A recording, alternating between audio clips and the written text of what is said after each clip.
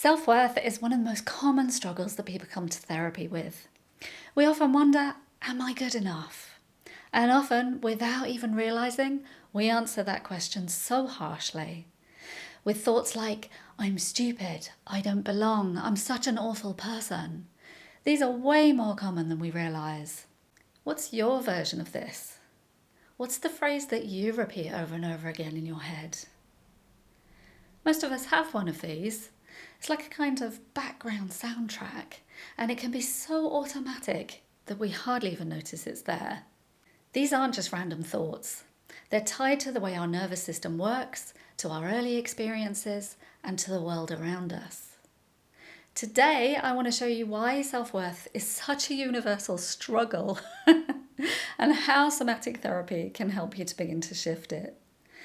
Not just in your head, but in your whole experience and your body. Many of us grow up feeling judged or unloved, and these feelings stick with you. So even when we face the tiniest rejection as an adult, this can hit really hard.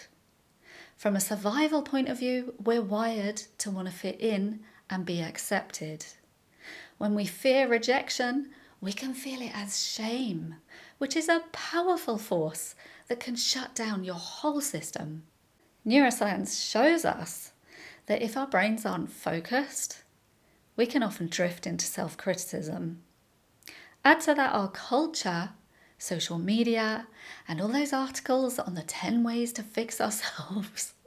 It's easy to feel inadequate. I've read those lists, the 5 habits of happy people, or the 7 ways that you should wake up in the morning. I've got to be honest, I don't know about you, but they've never really made me feel that good or fixed in any way. Usually quite the opposite. I think it often makes us feel inadequate, not quite up to the task, like it should be easy. And of course, lots of us learnt how we feel about ourselves when we were much younger, through maybe conditional love or subtle criticism, or that look of disapproval that our parents gave us. These moments become internalised. The nervous system remembers. Which is why sometimes as adults, that tiny piece of rejection or criticism can send us crashing down. The good news is that low self-worth isn't permanent. Think of it like building a muscle. You can start by fact-checking your self-critic. When you catch yourself saying something like, "Nobody likes me," pause and think, is this really true? Or am I just having one of those reactions, an automatic generalization? You could also try keeping a belief log.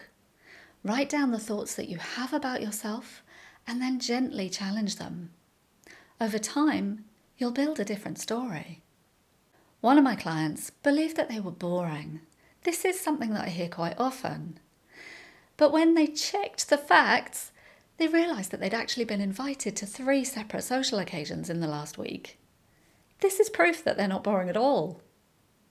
Another practice you can try is normalising your quirks. This is one that I've been caught out with more than once. So one time, my neighbours had gone away, I lived in a flat, and I started talking quite quietly to myself out loud in the flat, thinking no one could hear me. And then my noise got louder and louder and my voice got louder. I talked to myself a lot by the end of the couple of weeks. And my neighbours came running because they thought I was being attacked because they were so used to me being quiet in the flat. But, talking out loud to yourself is so human. It's not a failing. It's just normal. And finally, you can try shifting your focus from needing other people's approval to asking yourself what you feel. Instead of asking, do other people like me? Ask, what do I value? How do I feel about what happened today?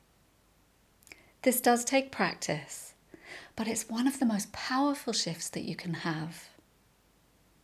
Practical tools are important, but self-worth often lies deeper in the body. It's carried in the nervous system. Sometimes the most healing thing that we can do is to recognise the younger part of ourselves, the child or the teenager who didn't feel they were good enough. You might be unconsciously haunted by a specific moment that happened to you in your past, by a look that you got once, by words that you heard, or by an absence. Happened in the past, but you feel it in the present, when something familiar to it happens. When this old voice comes up, I'm useless, I don't belong. Pause. Notice your body. Take a slow breath and soften your shoulders, your jaw, and your belly. And then offer kindness to the younger part of you. Let's do this together now. You can follow this standing, sitting, or lying down. Take a moment to feel your feet on the floor. Notice the weight of your body in the chair. Allow your shoulders to drop a little. Breathe in slowly through your nose. And breathe out gently through your mouth.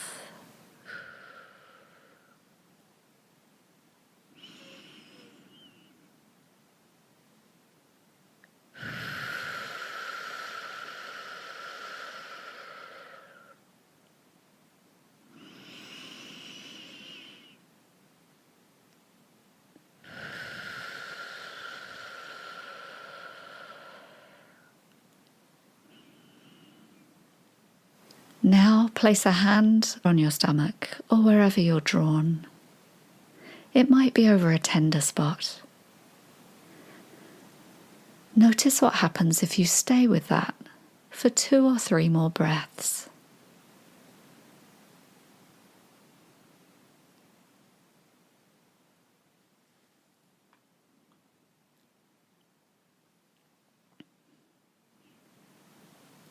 If a younger version of you comes to mind, perhaps you as a child or a teenager, imagine sitting with them and just being present with respect to how far or how close they want you to be.